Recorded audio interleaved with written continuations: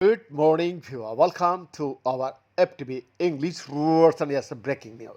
Yeah, the apparent sound might warn the Titan submersible imploded in June 2023 has been revealed. A new footage released Thursday by the Marine Board of Investigation, the U.S. Coast Guard's highest level of inquiry.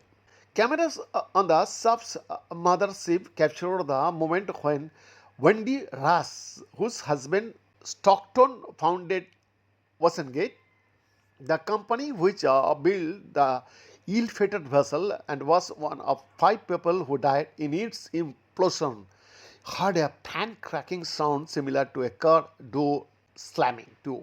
What was that bang? She says, turning to the people next to her.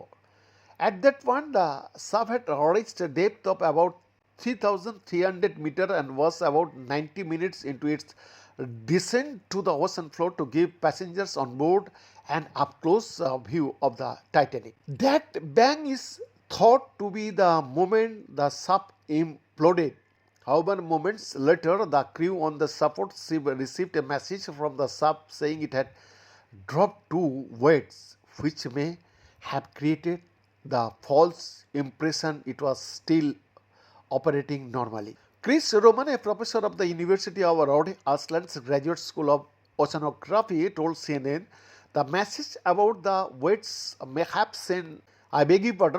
have been sent shortly before the import, but due to a delay was only seen by the support vessel afterwards. Behind this exclusive report, FTV English, Delhi, Bharat.